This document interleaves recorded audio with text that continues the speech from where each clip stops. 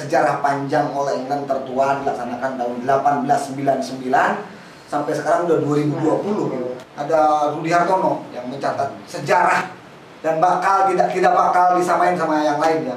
Tunggal putra ya, 7 kali berturut-turut.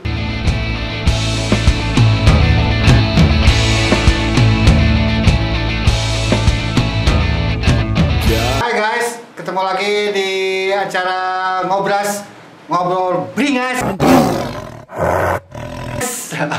di Bogor Daily TV. Begini guys, hari ini kita akan ketemu lagi dengan narasumber untuk bincang-bincang mengenai isu-isu terpopuler dalam seminggu terakhir. Dan kalau memang ini bermanfaat, jangan lupa subscribe, like, and share. Oke, udah ada di samping saya ini Bang Soleh yang akan menjadi narasumber atau lawan bicara saya mengenai berbagai isu yang populer di sepekan terakhir ini. Nah, mulai hari ini guys, anak-anak sekolah diliburkan. Oh, bada bop, boom, pow.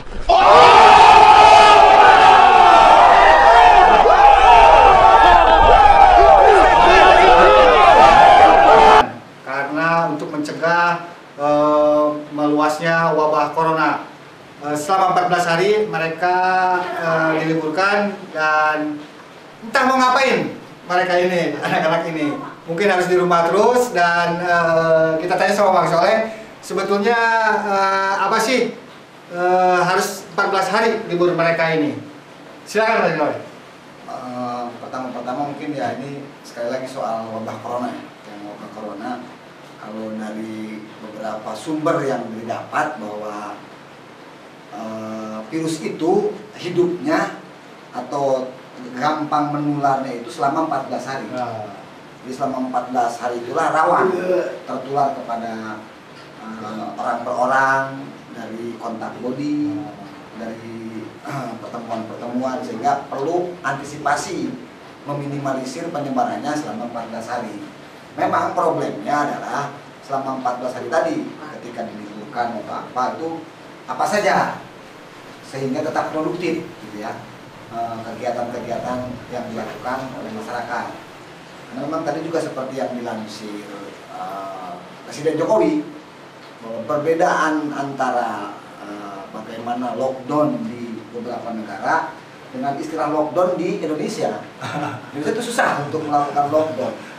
Problemnya negara kita negara yang baru berkembang. Jadi kalau lockdown itu kan total ya, bagaimana persiapan selama 14 hari tentang ekonomi, tentang persiapan makanan, aktivitas di rumah diisi dengan hal yang produktif. Sementara kalau di Indonesia yang notabene ya masih orang perlu keluar. Hari ini ada yang berdagang, ada yang menggantungkan hidupnya dengan kegiatan-kegiatan lain, sulit untuk apa ya, tidak melakukan aktivitas. Jadi sebenarnya kita juga harus pandai-pandai yang mencerna tentang istilah-istilah yang sekarang kadang-kadang membingungkan dari wabahnya sendiri gitu. Itu bagi saya yang hari ini perlu disikapi secara bijak. Bagaimana kita mengelaborasi setiap informasi wabah corona tentang relevansinya dengan bagaimana kita mengantisipasi penyebarannya. Gitu, Kang Diki. Gitu. Oke guys, lockdown itu istilah baru.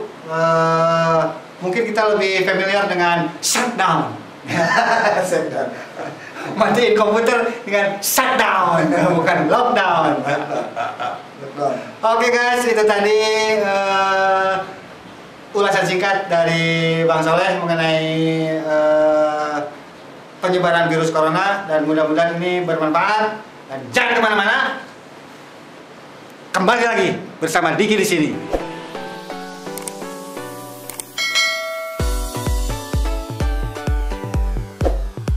Oke guys, sekarang kita menuju topik berikutnya, yaitu tadi malam kita baru saja menyaksikan kejuaraan dunia bulu tangkis All England. They've done it on their second match point opportunity. Nah, Inggris rupanya belum melakukan lockdown terhadap situasi yang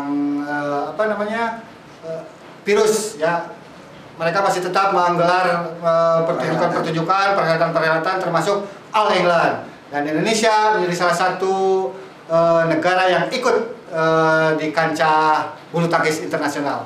Oke Bang Soleh, barangkali ada yang mau disampaikan mengenai All England ini? Ya menarik ya, All England di tengah-tengah mewabahnya virus corona. Karena beberapa negara bahkan kan tidak mengirimkan wakilnya.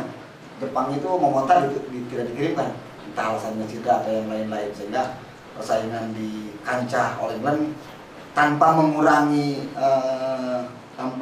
kemilauannya, gebiarnya, dahsyatnya itu All England, kejuaraan All England yang sangat tertua dan prestisius. Kita menghadirkan 2 wakil sebenarnya di final ya. Ganda putra yang memang menjadi tradisi, dan ganda campuran di mana ganda campuran diwakili oleh Prapen Jordan dan Melati. Itu apalagi hari ini luar biasa bagi saya, bagaimana di tengah-tengah kita prihatin dengan wabah virus corona, ada prestasi yang dicatat dalam sejarah kejuaraan All England tertua. Pemain ganda campuran putra kita itu mencatat rekor sebagai pemain ganda putra yang 2 kali menjadi juara dengan pasangan yang berbeda. Tahun 2016 saat berpasangan dengan Debbie Susanto, dan 2020 dengan Melati dari Pak. Ganda campuran itu ya? Ya, ganda campuran itu luar biasa ya. Tidak ada rekor yang lain. Apalagi kan kita sejarah panjang All England luar biasa, kita pengkoleksi juara yang paling terbanyak, baik dari ganda campuran, tunggal putri, dan ganda putra. Kalau ganda putra dari eranya Chun Johan Wahyudi, kita ada tahun 59 itu mencatatkan sejarah sampai hari ini gitu. Tidak pernah kehilangan, tapi hari ini kita kehilangan gitu dengan gagalnya Kevin dan Gideon gitu. Kevin Marcus dikalahkan. Tipis sekali itu ya.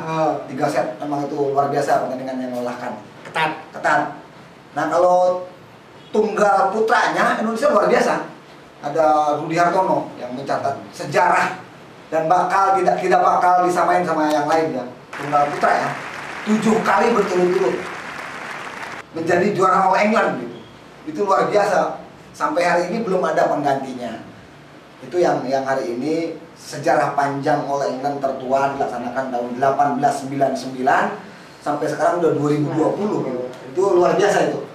Bagi saya, bagaimana All England tetap menjadi hiburan atau membanggakan prestasi bangsa kita di tengah wabah corona juga yang kita prihatin dengan adanya beberapa kejadian-kejadian yang luar biasa soal corona, sehingga ada liburan sekolah dan yang lain-lain. Intinya inilah yang menjadi tajuk Bogor Daily di sepekan ini.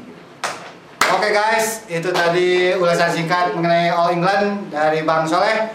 Dan memang All England ini menjadi ajang prestisius di bulu tangkis. Dan semoga Jarum Foundation tidak bosan-bosan meskipun terus sempat dikritisi sama KPI, namun jalan terus. Oke guys, jangan kemana-mana.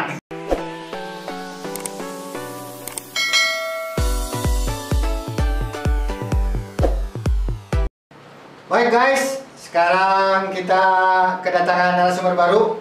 Setelah Bang Soleh Kang, giliran Bang Saleh yang akan menjadi narasumber kita. Nah, di saat ini ada istilah-istilah baru mengenai yang sebelumnya belum pernah terdengar, kita tidak familiar karena corona ini begitu menggila. Tiba-tiba ada istilah pandemi, ada juga istilah lockdown. Padahal biasanya kita taunya shutdown. Oke, Bang Saleh, barangkali ada yang bisa dijelaskan mengenai lockdown atau pandemi gitu sama pemirsa, silakan. Baiklah, memang di wabah corona yang sedang menggila ini muncul bahasa-bahasa baru yang mungkin perlu kita mencari-cari lagi tentang kamus bahasa, apa itu lockdown, apa itu pandemi. Kalau yang saya lihat, bahasa-bahasa baru itu kan muncul dari situasi dan kondisi terkini yang memang menjadi dinamika. Jadi kaitan dengan lockdown sendiri sekarang sedang mendinamika di wacana atau pemikiran masyarakat Indonesia. apakah perlu lockdown atau tidak. Karena beberapa negara, khususnya negara tetangga seperti Filipina sudah melakukan lockdown. Dan yang beberapa negara Eropa seperti Spanyol melakukan lockdown. Apakah Indonesia perlu melakukan lockdown? Nah, itu yang jadi pertanyaan. Karena dari pihak-pihak elit politik sendiri sudah menyuarakan lockdown itu sendiri, entah itu dari pihak oposisi maupun pemerintah. Sepertinya pemerintah tetap bergeming, tetap bertahan untuk tidak melakukan lockdown dengan alasan-alasan mungkin yang mungkin mereka punya alasan tersendiri untuk tidak melakukan lockdown, karena lockdown itu cost-nya tinggi sekali. Cost-nya tinggi karena masyarakat berhenti beraktivitas di luar dan tidak kemana-mana. Semua aktivitas terhenti, ekonomi stuck semua. Jadi mungkin itu risikonya besar.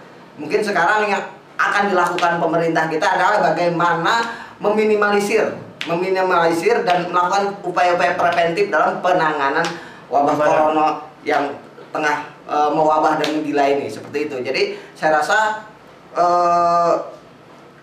upaya-upaya pemerintah sudah cukup baik. Tinggal bagaimana masyarakat bersatu. Karena saya lihat di sini munculnya wabah corona malah muncul terjadi perpecahan. Jadi kesannya dibawa ke arena politik dan isunya bahkan sampai merembet ke luka-luka lama Pilpres gitu. Jadi rame-rame di sosial media itu bukan malah kita seperti warga Cina bersatu kompak melawan corona, tapi ini melakukan hujat menghujat yang pemerintah dianggap tidak tepat dan menjalankan. Satu sisi ada